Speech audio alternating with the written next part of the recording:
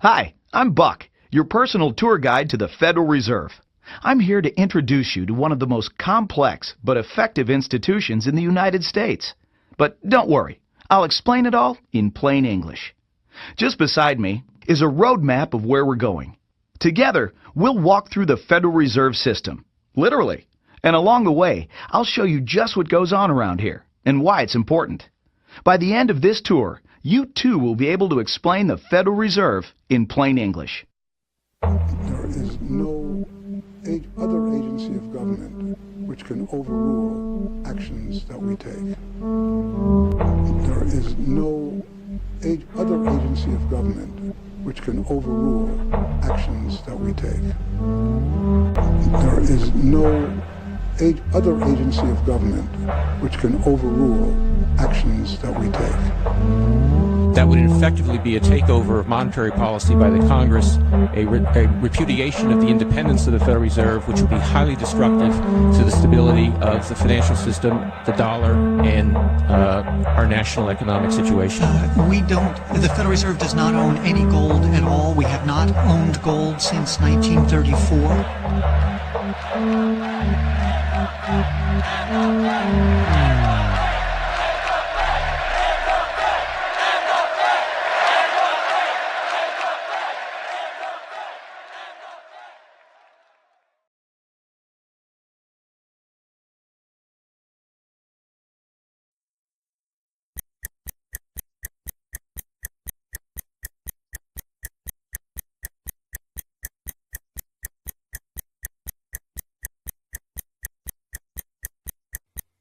All our lives, we've been told that economics is boring. It's dull. It's not worth the time it takes to understand it. And all our lives, we've been lied to.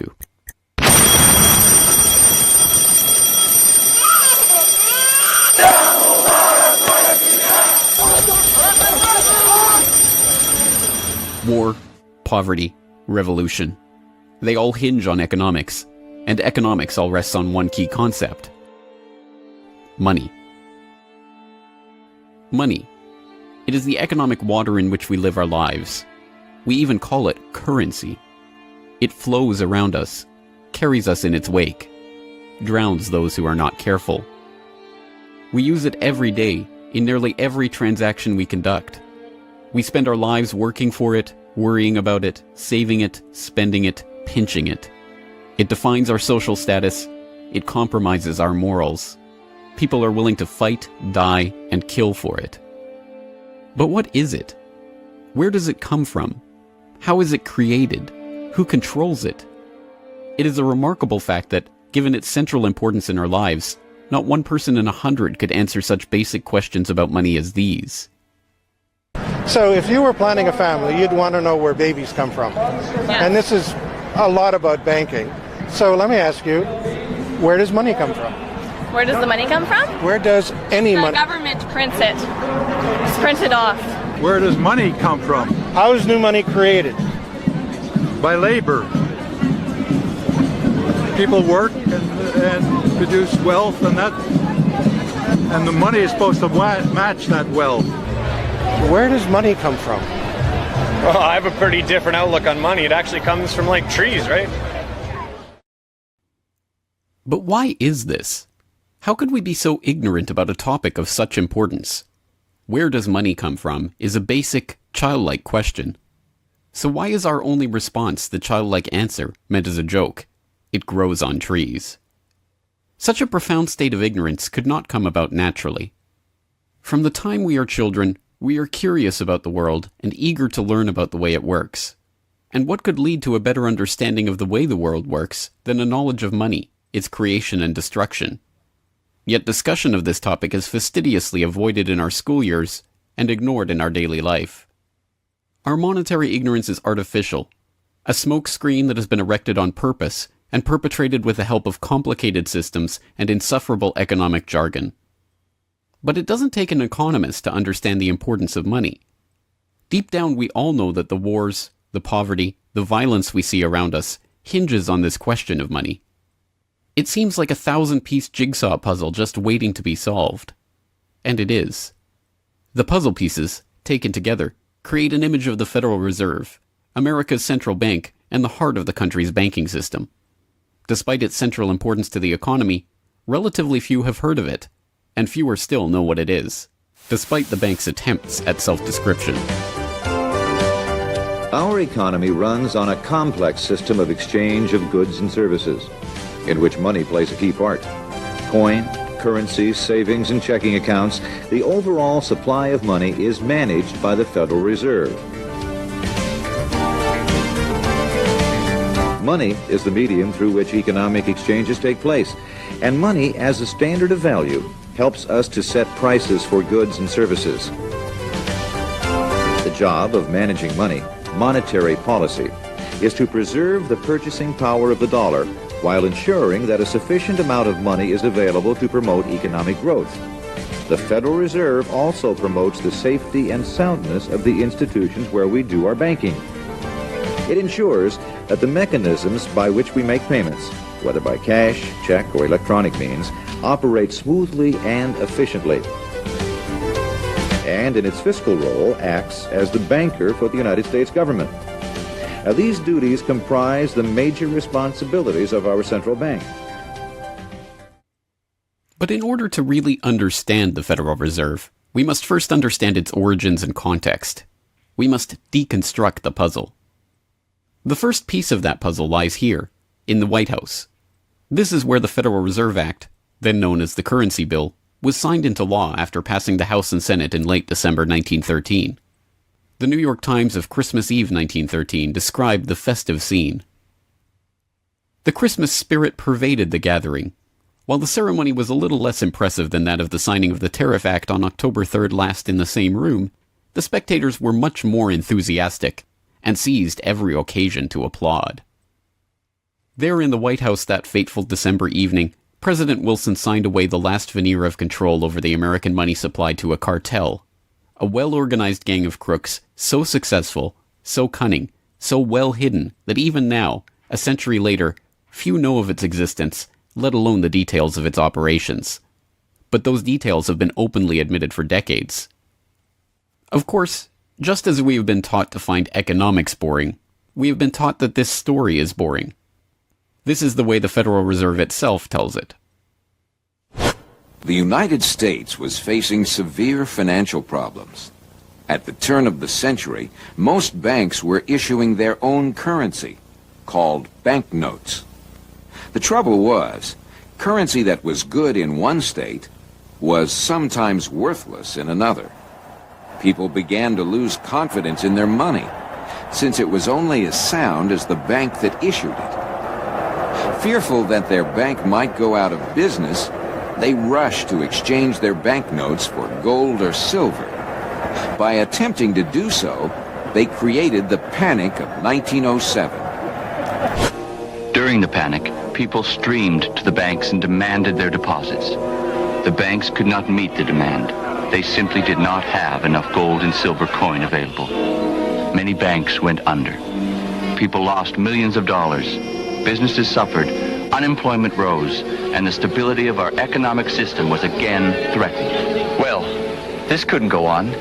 If the country was going to grow and prosper, some means would have to be found to achieve financial and economic stability.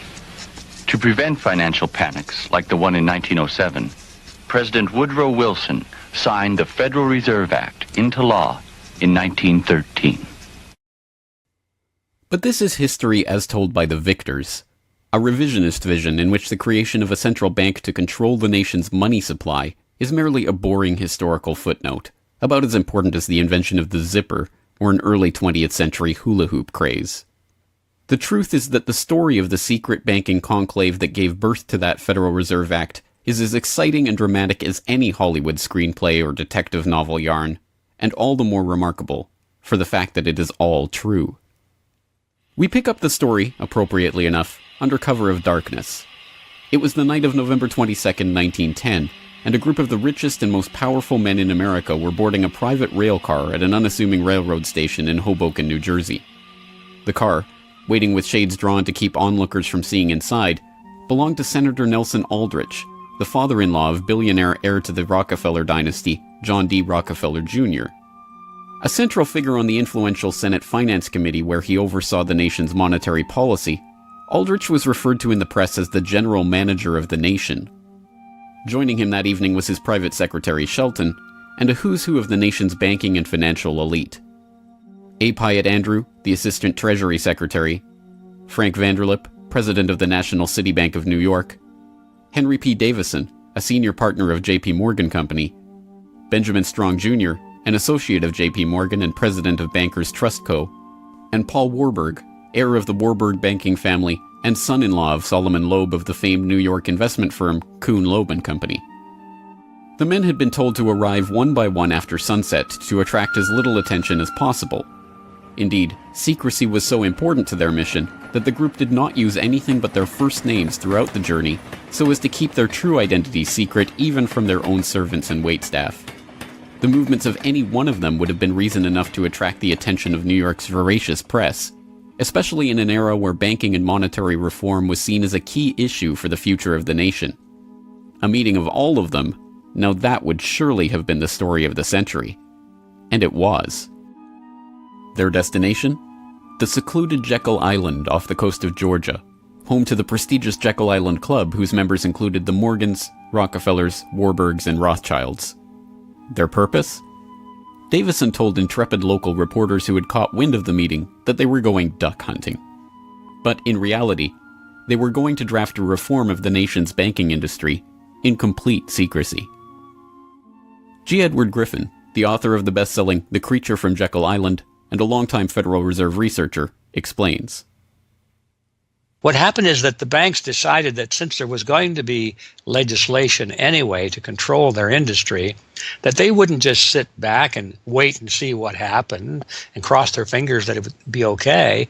They decided that to do what so many cartels do today, they decided to take the lead, and they would be the ones calling for regulations and reform. They like the word reform, and American people are suckers for the word reform. You just put that into any corrupt piece of legislation, call it reform, and people say, oh, I'm all for reform, and so they vote for it or accept it. So that's what they were doing. They decided we will reform our own industry. In other words, we will create a cartel, and we will give the cartel the power of government.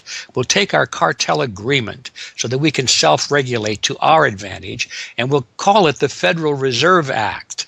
And then we'll take this cartel agreement to Washington and convince those idiots there to pass it into law. And that basically was the strategy. It was a brilliant strategy. Of course, we see it happening all the time, and certainly in our own day today, we see the same thing happening in other cartelized industry. Right now, we're watching it unfold in the field of healthcare, but at that time, it was banking, all right? And so the banking cartel wrote their own rules and regulations, called it the Federal Reserve Act, got it passed into law, and it was very much to their liking because they wrote it.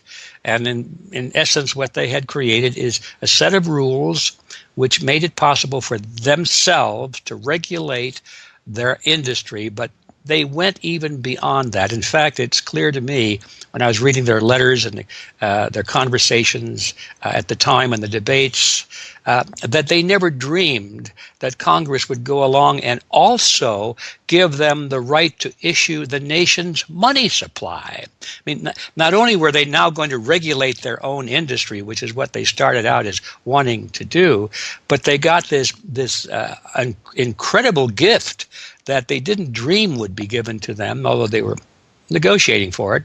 And that was Congress gave them the authority to issue the nation's money.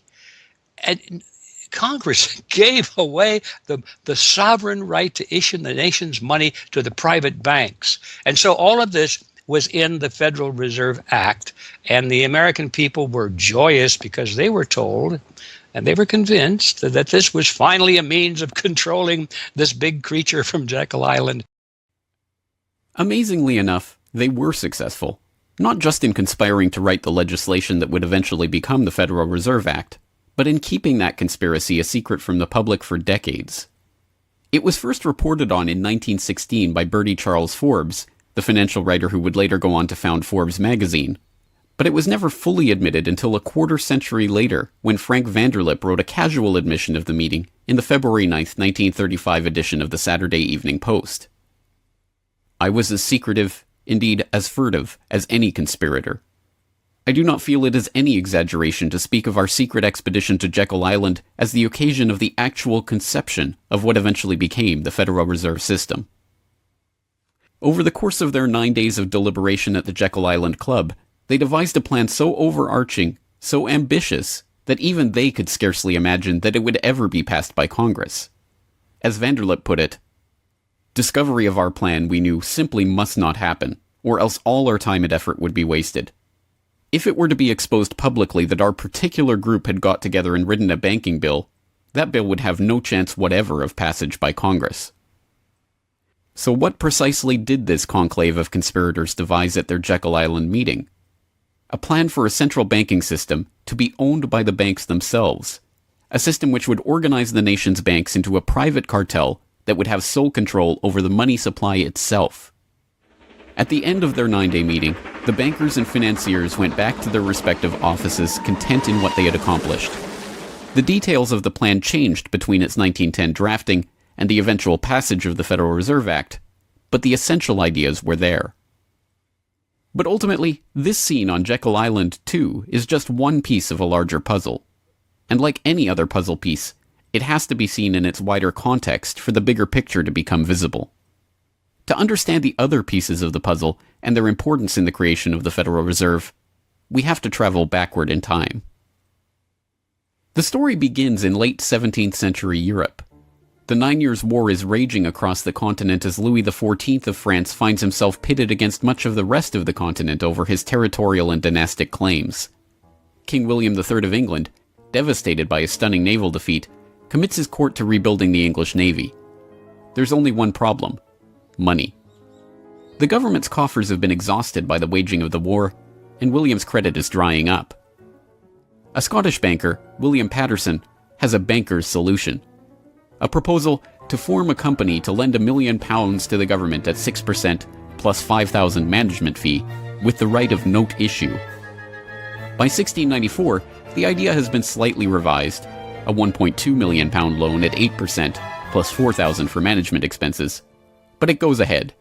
The magnanimously titled Bank of England is created. The name is a carefully constructed lie, designed to make the bank appear to be a government entity. But it is not. It is a private bank owned by private shareholders for their private profit, with a charter from the king that allows them to print the public's money out of thin air and lend it to the crown. What happens here at the birth of the Bank of England in 1694 is the creation of a template that will be repeated in country after country around the world. A privately controlled central bank lending money to the government at interest, money that it prints out of nothing. And the jewel in the crown for the international bankers that creates this system is the future economic powerhouse of the world, the United States. In many important respects, the history of the United States is the history of the struggle of the American people against the banksters that wish to control their money. By the 1780s, with colonies still fighting for independence from the crown, the bankers will get their wish. In 1781, the United States is in financial turmoil.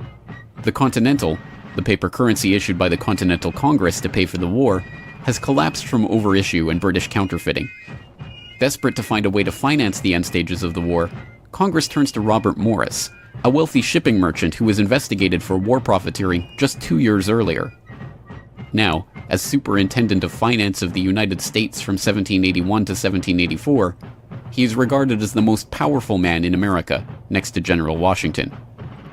In his capacity as Superintendent of Finance, Morris argues for the creation of a privately owned central bank deliberately modeled on the Bank of England that the colonies were supposedly fighting against.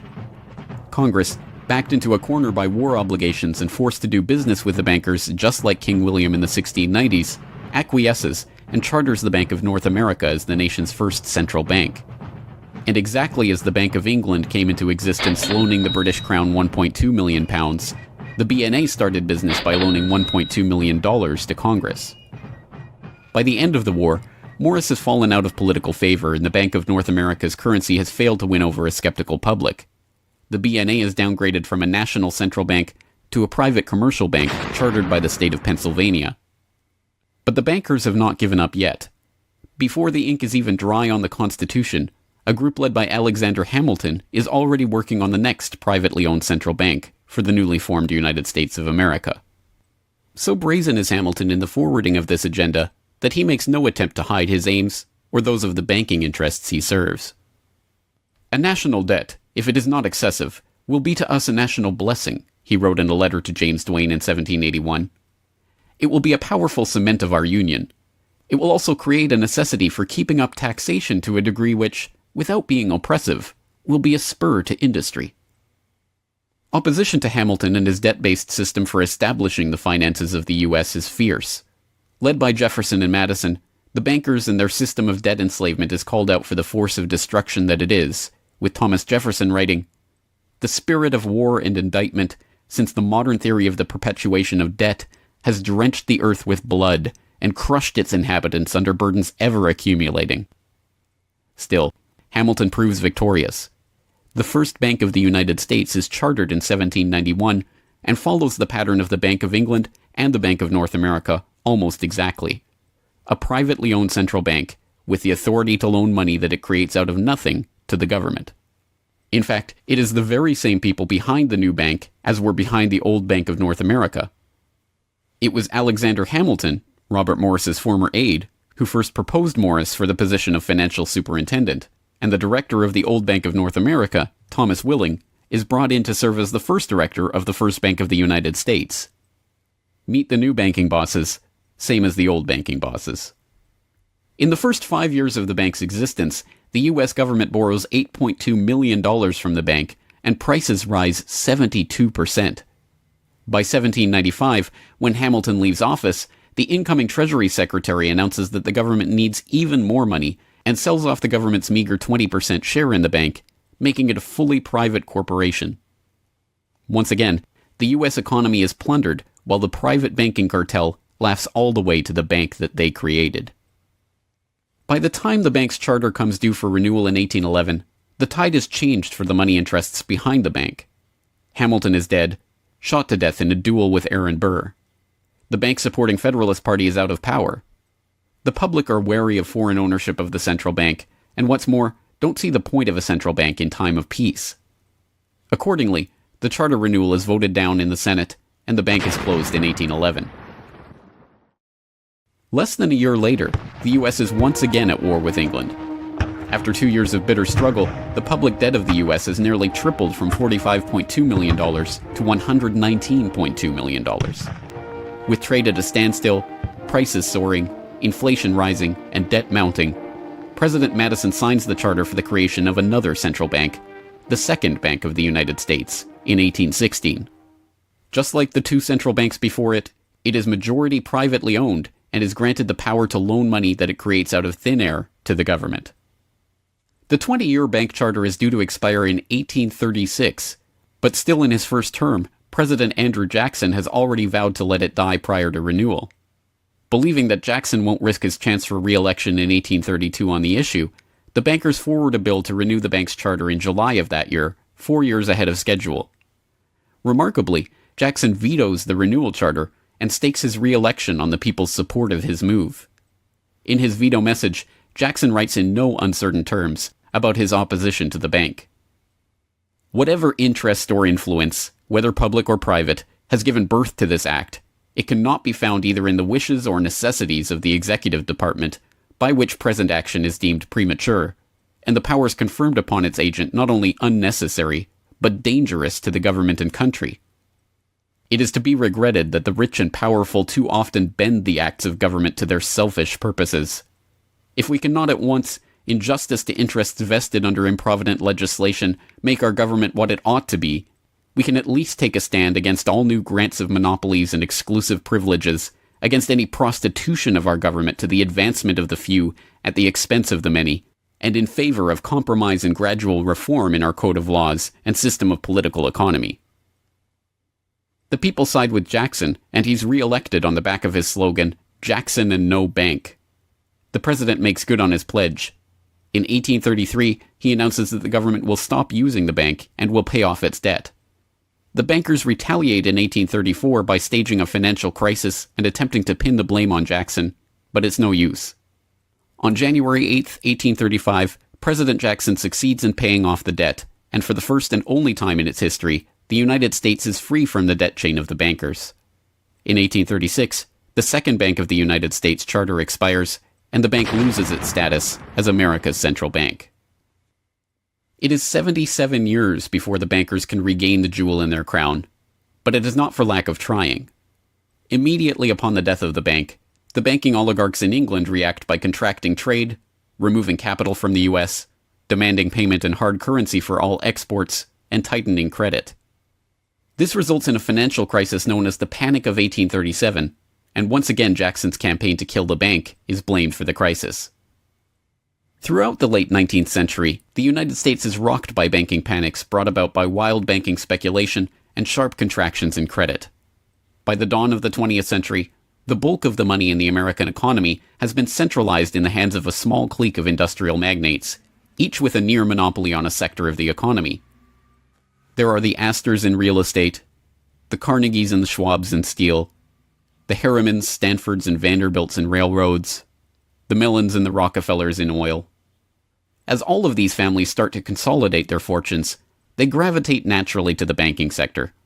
And in this capacity, they form a network of financial interests and institutions that centered largely around one man, banking scion and increasingly America's informal central banker in the absence of a central bank, John Pierpont Morgan. John Pierpont Morgan, or Pierpont as he prefers to be called, is born in Hartford, Connecticut in 1837 to Junius Spencer Morgan, a successful banker and financier. Morgan rides his father's coattails into the banking business, and by 1871 is partnered in his own firm, the firm that was eventually to become J.P. Morgan and Company.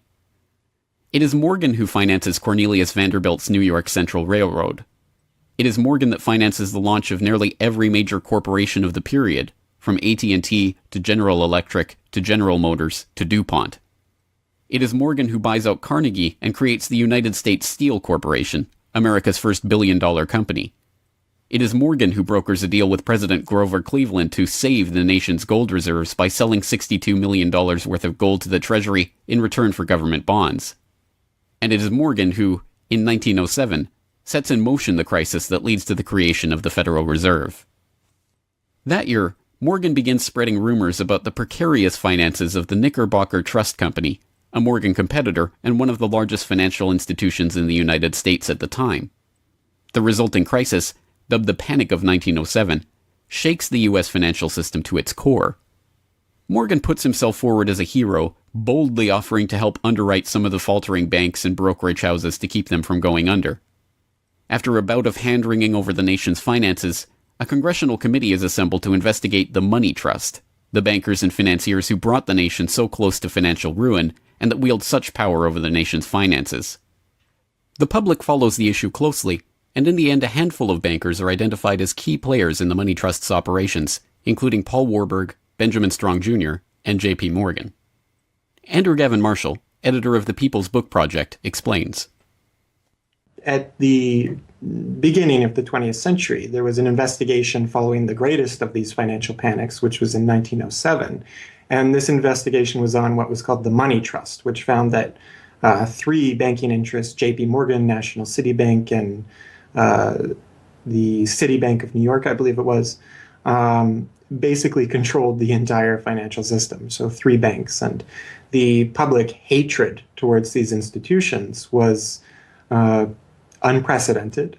There was an overwhelming consensus in the country for establishing a central bank, but there were many different interests in pushing this, and everyone had sort of their own specific purpose behind advocating for a central bank. So to represent the most people, you had farmer interests, populists, progressives, who were advocating a central bank because they couldn't take the recurring panics, but they wanted government control of a central bank. They wanted it to be exclusively under the public control because they despised and feared the New York banks as wielding too much influence. So for them, a central bank would be a way to curb the power of these private financial interests. On the other hand, those same financial interests were advocating for a central bank to serve as a source of stability for their control of the system, also to act as a lender of last resort to them, and so that they would never have to face collapse, but also in order to exert more control through a central bank.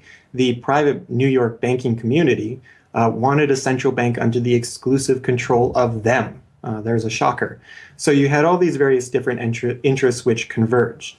Of course, the most influential happened to be the New York financial houses, which were more aligned with European financial houses than they were with any other element in American society. The main individual behind the founding of the Federal Reserve was Paul Warburg, who was a partner with Kuhn, Loeb and Company, European banking house. His brothers were prominent bankers in Germany at that time, and he had, of course, close connections with every major financial and really big industrial firm in the United States, and most of those existing in Europe. And he was discussing all these ideas with his fellow compatriots in advocating for a central bank. In 1910, Warburg got the support of a senator named Senator Aldrich, whose family later married into the Rockefeller family. Again, I'm sure just a coincidence, but Aldrich invited Warburg and a number of other bankers to a private, secret meeting on Jekyll Island, just off the coast of Georgia, where they met in 1910 to discuss the construction of a central bank in the United States, but one which, of course, would be owned and serve the interests of the private bankers. Aldrich then, in 1911, presented this as the Aldrich Plan or the Aldrich Bill in the U.S. Congress, and it was actually voted out. The public, suspicious of Senator Aldrich's banking connections, ultimately reject the Jekyll Island Cabal's Aldrich Plan. The Cabal does not give up, however. They simply revise and rename their plan, giving it a new public face, that of Senator Robert Owen and Representative Carter Glass. In the end, the money trust that was behind the Panic of 1907 uses the public's own outrage against them to complete their consolidation of control over the banking system. The newly retitled Federal Reserve Act is signed into law on December 23, 1913, and the Fed begins operations the next year.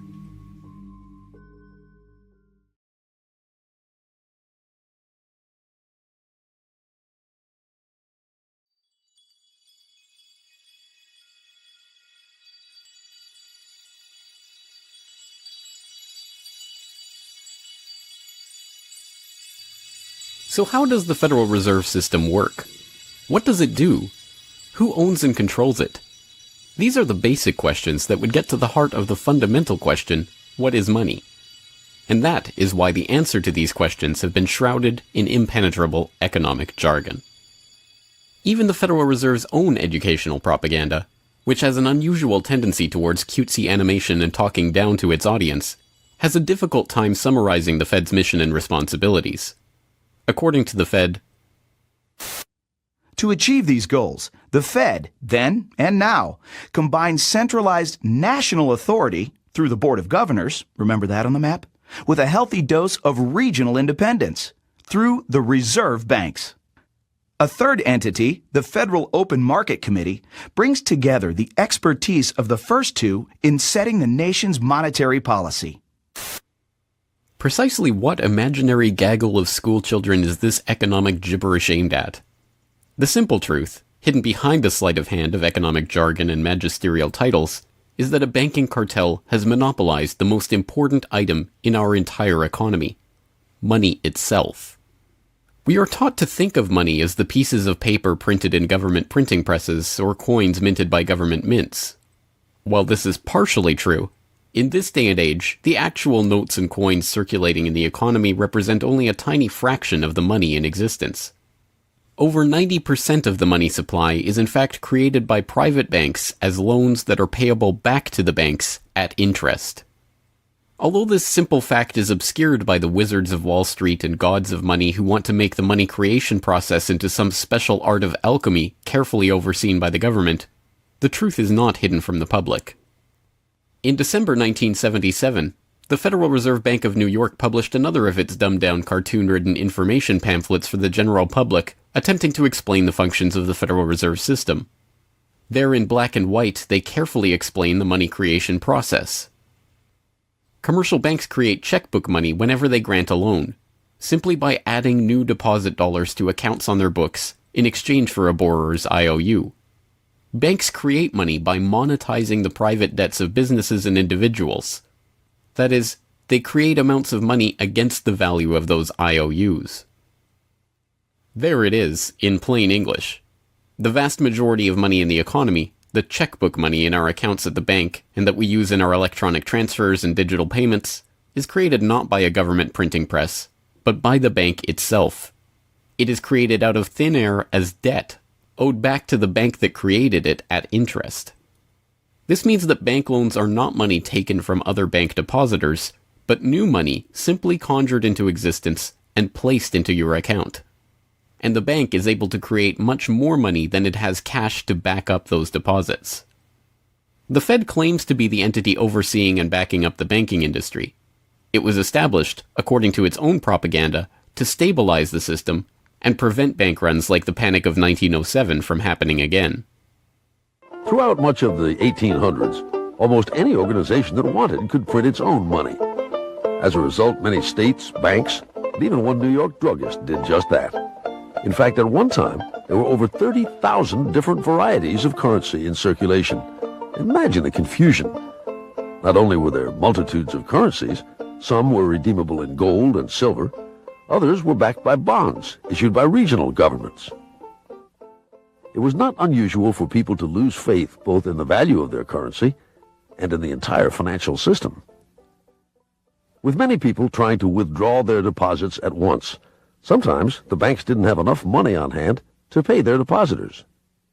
Then, when the funds ran out, the banks suspended payment temporarily, and some even closed. People lost their entire savings, and sometimes regional economies suffered. Obviously, something had to be done, and in 1913, something was. In that year, President Woodrow Wilson signed into effect the Federal Reserve Act. This act created the Federal Reserve System to provide a safer and more stable monetary and banking system. If that was indeed its aim, it signally failed to do so in running up one of the greatest bubbles in American history to that point in the 1920s, just a decade after its creation. The popping of that bubble, of course, led directly into the Great Depression and one of the greatest periods of mass poverty in American history. Economists have long argued that the Fed itself was the cause of the Depression by its complete mismanagement of the money supply. As former Federal Reserve Chairman Ben Bernanke admitted in a speech commemorating Fed critic Milton Friedman's 90th birthday, regarding the Great Depression, "You're right, we did it. We're very sorry. But thanks to you, we won't do it again." Price stability is another cited tenet of the Federal Reserve's mandate. But here, too, the Fed has completely failed to live up to its own standards. Aside from the banking system, the Federal Reserve has another responsibility that's probably even more important. It's in charge of something called monetary policy. Basically, it means trying to keep prices stable to avoid inflation. Say you buy a CD today for $14. But what if next year the price of the CD jumped to $20 or $50? Not because of a change in supply or demand, but because all prices were going up. That's inflation. There are a lot of different causes of inflation, but one of the most important is too much money. The Fed can adjust the money supply by injecting money into the system electronically or by withdrawing money from the economy. Think of it. The Federal Reserve has the ability to create money and make it disappear. What's most important is what happens as a result. Anytime the supply of money is altered, the effects are felt throughout the economy. The Fed's methods have changed over time to take advantage of the latest computers and electronics, but its mission remains the same: to aim for stable prices, full employment, and a growing economy. 100 years ago, in 1913, the Fed was created, and we've marked it with a vertical line there. Consumer prices now are about 30 times higher than they were when the Fed was created in 1913. Paper money, too, is the responsibility of the Federal Reserve. Hence, the dollars in circulation are not Treasury notes, not bills of credit, but Federal Reserve notes, debt-based notes backed up, ultimately, by the government's own promise to pay. It's sovereign bonds backed up by the taxpayers themselves. At one time, the Federal Reserve banks were legally required to keep large stockpiles of gold in reserve to back up these notes. But that requirement was abandoned, and today the notes are backed up mostly by government securities. The Fed no longer keeps any actual gold on its books, but gold certificates issued by the Treasury and valued not at the spot price of $1,300 per troy ounce, but an arbitrarily fixed statutory price of $42 2/9 per ounce. But I do have one question. During the crisis or any time that you're aware of, has the Federal Reserve or Treasury participated in any gold swaps arrangements? We don't. The Federal Reserve does not own any gold at all. We have not owned gold since 1934. So we have not engaged in any gold swaps. But it appears on your balance sheet that you hold gold. What appears on our balance sheet is gold certificates. When we turned before 1934, the Federal Reserve did own gold.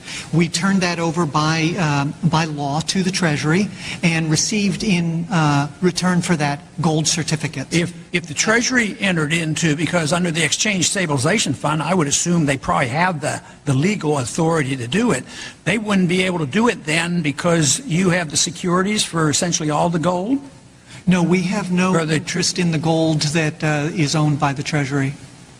We have simply an accounting document that is called gold certificates that represents the value at a statutory rate and still that we gave to the Treasury in 1930. And still measured at $42 an ounce, which makes no sense whatsoever. Clearly, there is a discrepancy between what we are led to believe is motivating the Fed and what it actually does. To understand what the Fed is actually intended to do, it's first important to understand that the Federal Reserve is not a bank per se, but a system. This system codifies, institutionalizes, oversees, and undergirds a form of banking called fractional reserve banking, in which banks are allowed to lend out more money than they actually have in their vaults. The whole process starts, the process of decay and corruption starts with something called fractional reserve banking. That's the technical name for it.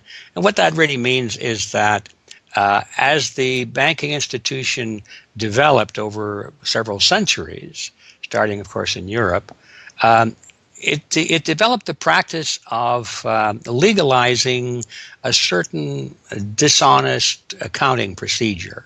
In other words, in the very, very beginning, if you want to go all the way back, people would bring their gold or silver to the banks for safekeeping.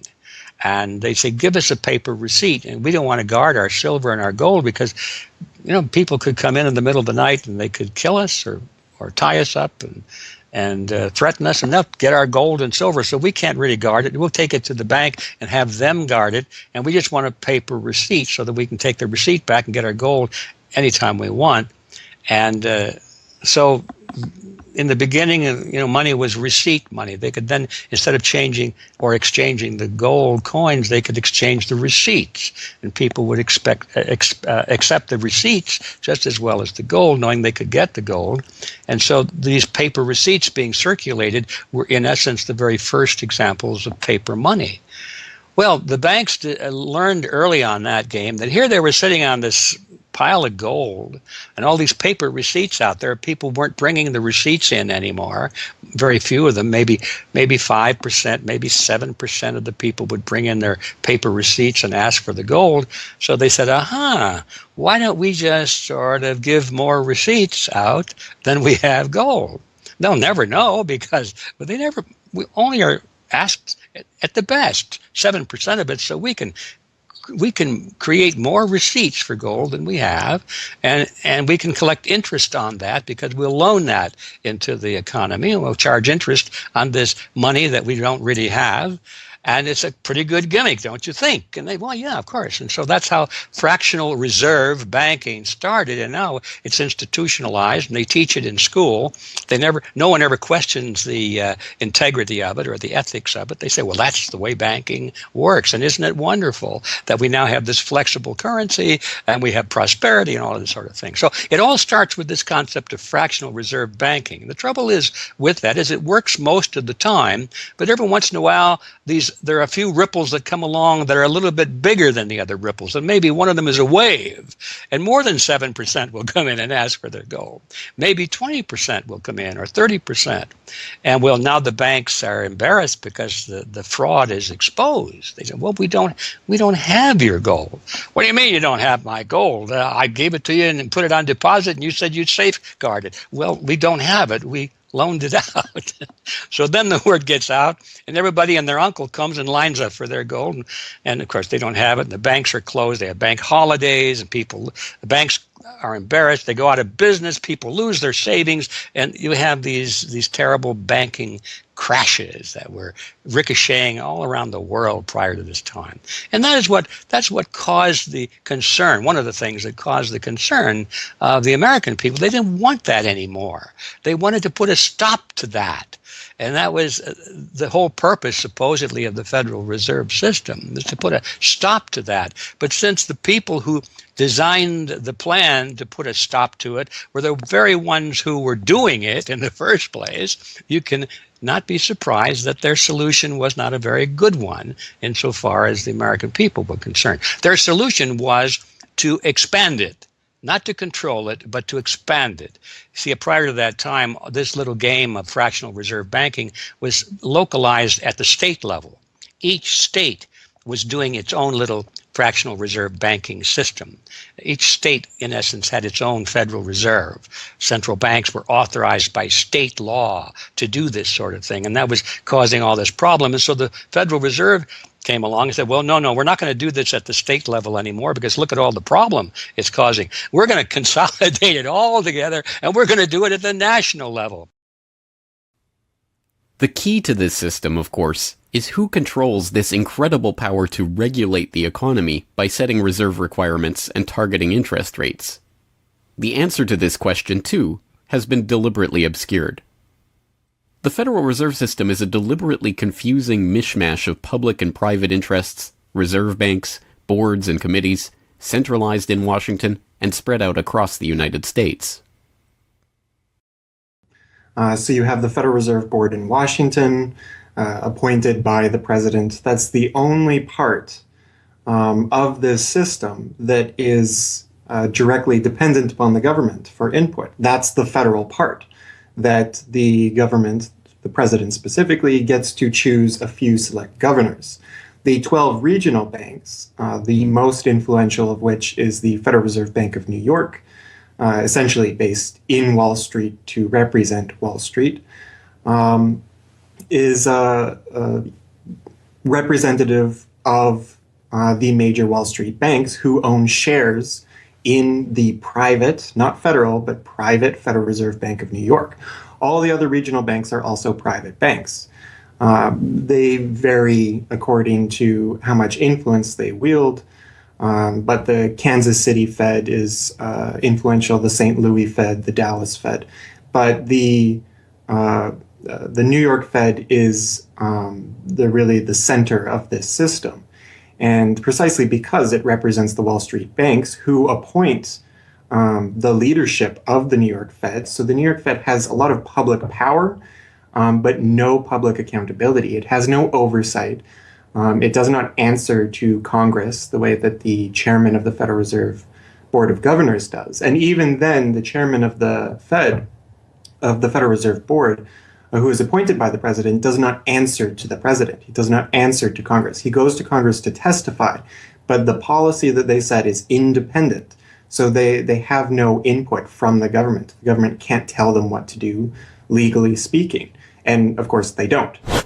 Do you think it would cause problems for the Fed or for the economy if that legislation was to pass? My concern about the legislation is that if the GAO is auditing not only the operational aspects of our programs and the details of the programs, but is making judgments about our policy decisions that would effectively be a takeover of monetary policy by the Congress, a repudiation of the independence of the Federal Reserve, which would be highly destructive to the stability of the financial system, the dollar, and our national economic situation. The Federal Open Market Committee is responsible for setting interest rates. Now, this committee, which is enormously powerful, has as its membership the governor and vice chair of the Federal Reserve Board. But the Federal Open Market Committee, most of the membership is the presidents of the regional Federal Reserve banks representing private interests. So they have significant input into setting the interest rates. Interest rates are not set by a public body, they're set by private financial and corporate interests. And that's whose interests they serve, of course. The reason that the Federal Reserve goes to such great lengths to make its organizational structure as confusing as possible is to cover up the massive conflicts of interest that are at the heart of the system. The fact is that the Federal Reserve System is comprised of a board of governors, 12 regional banks, and an open market committee. The privately owned member banks of each Federal Reserve Bank vote on the majority of the Reserve Bank's directors, and the directors vote on members to serve on the Federal Open Market Committee, which determines monetary policy. What's more, Wall Street is given a prime seat at the table, with tradition holding that the president of the powerful New York Federal Reserve Bank be given the vice chairmanship of the FOMC and be made a permanent committee member. In effect, the private banks are the key determinants in the composition of the FOMC, which regulates the entire economy. According to the Fed, its monetary policy decisions do not have to be approved by the president or anyone else in the executive or legislative branches of government. It does not receive funding appropriated by the Congress, and the terms of the members of the Board of Governors span multiple presidential and congressional terms. Or, in the words of Alan Greenspan, what is the proper relationship, what should be the proper relationship between a chairman of the Fed and a president of the United States?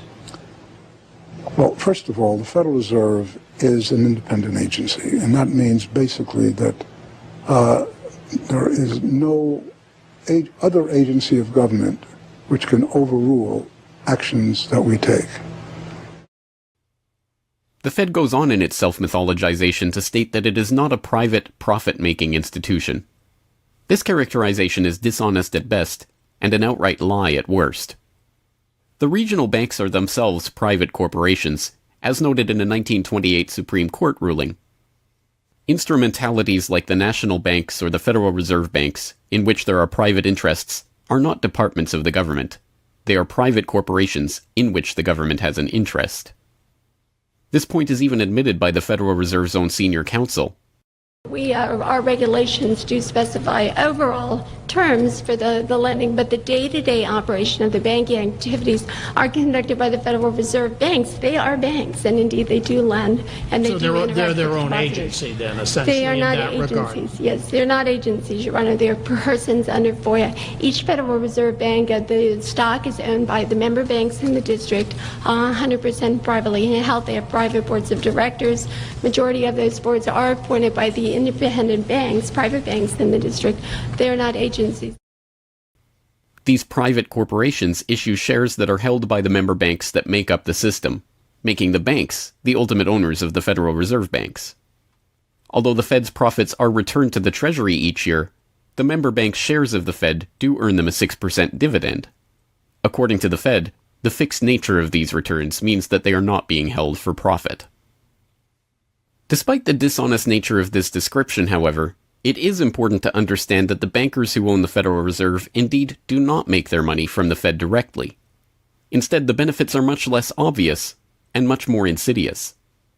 The simplest way that this can be understood is that, as a century of history and the specific example of the last financial crisis shows, the Fed was used as a vehicle to bail out the very bankers who own the Fed banks in the most obvious example of fascistic collusion imaginable.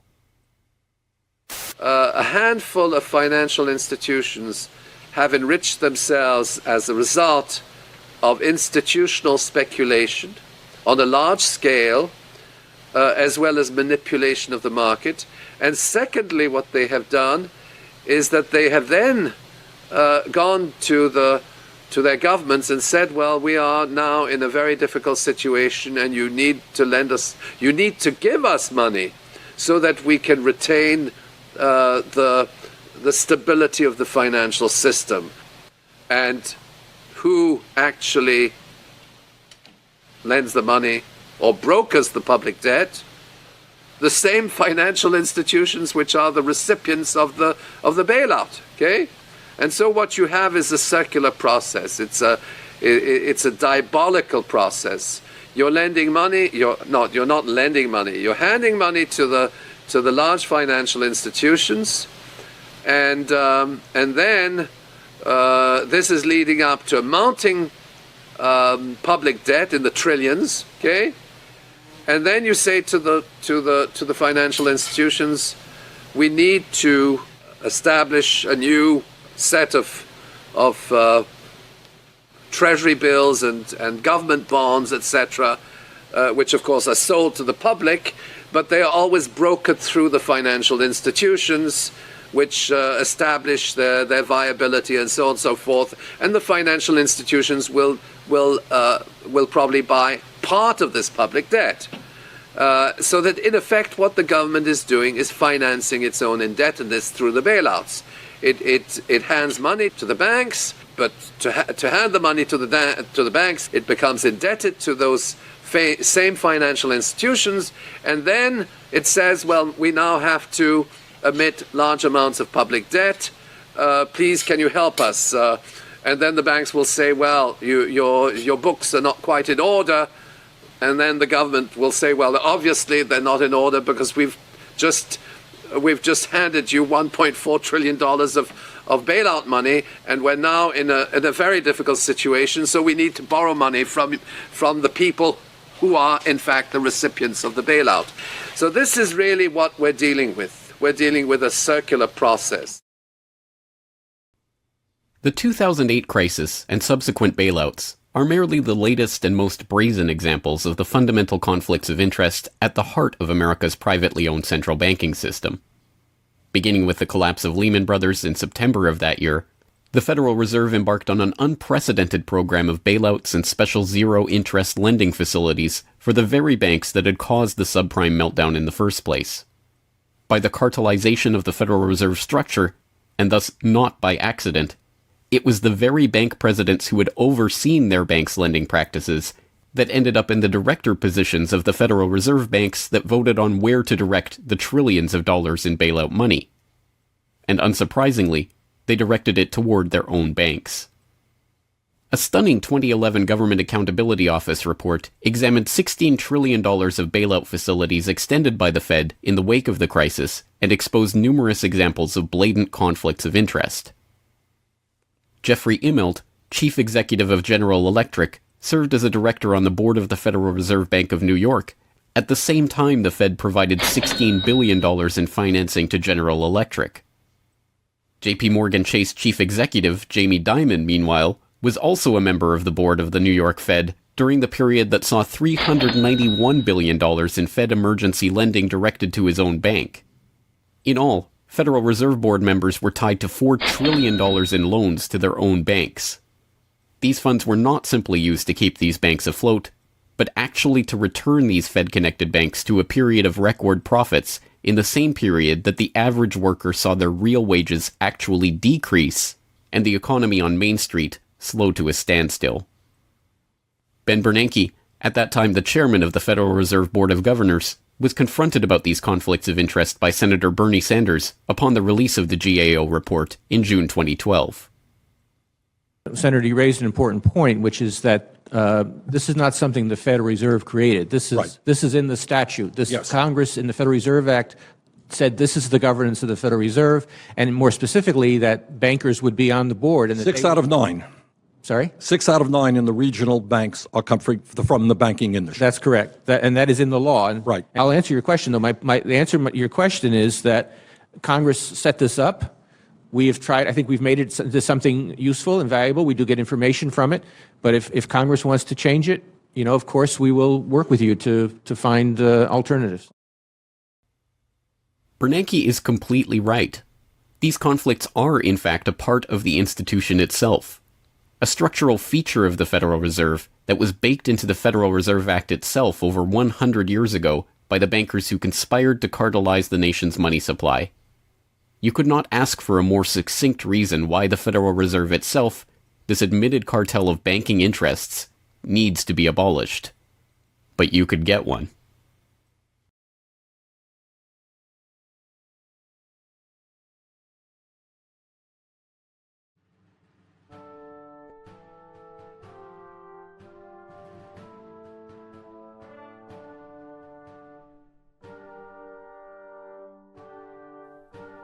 We now know that for centuries, the people of the United States have been at war with the international banking oligarchs.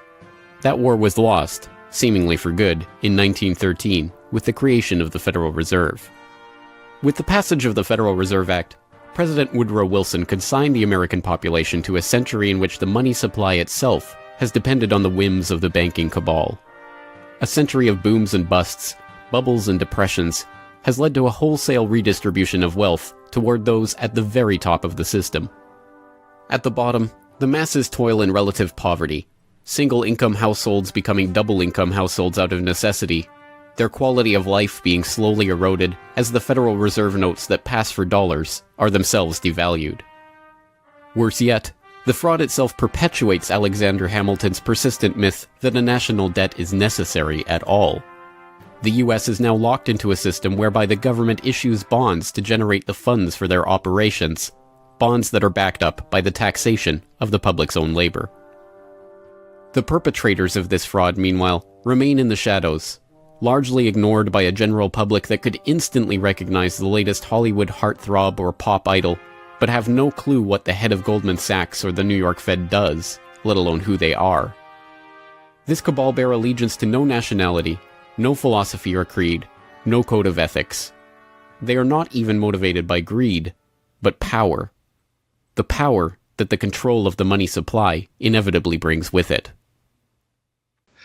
After a person has all the money in the world that you could possibly use to buy anything you want, what's left to capture your imagination? And the answer, of course, is power. Power over people. Now, money is power over people, but there's another power over people as well, and that is the political power, the social power. And I think this has now become the dominant driving force of these people. They've already got the money. They've got it locked down. Now they're striving for this new world order, as their name for it. They want all of the world into one political unit, which they dominate, not only with money, but with military and psychological means and education and media and propaganda. They want total control over every human on the planet. And by golly, they're moving pretty rapidly in that direction. It did not take long for this lust for power to rear its head.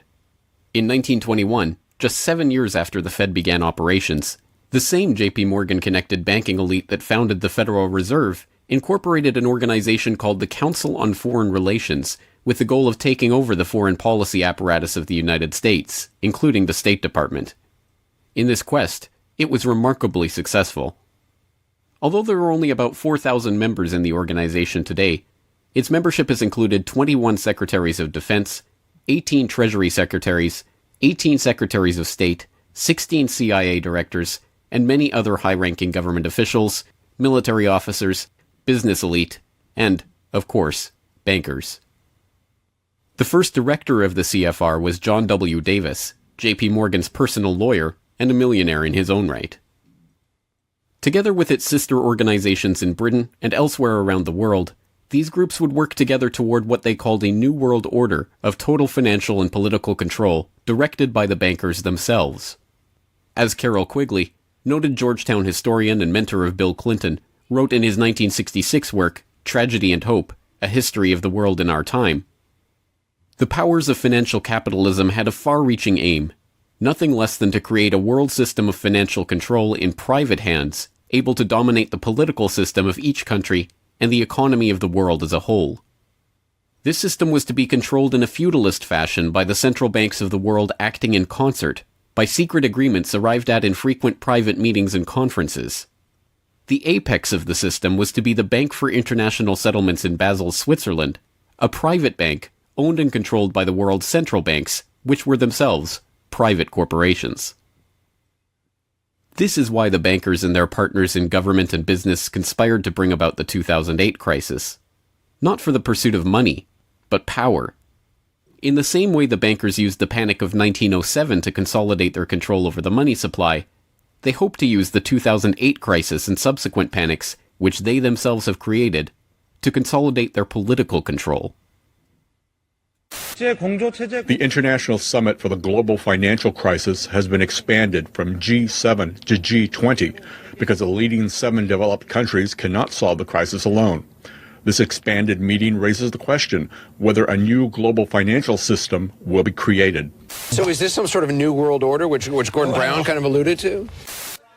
British Prime Minister Gordon Brown has described the quote-unquote guiding principles to be addressed at the summit. They are transparency, sound banking, responsibility, integrity, and get this, global governance, unquote.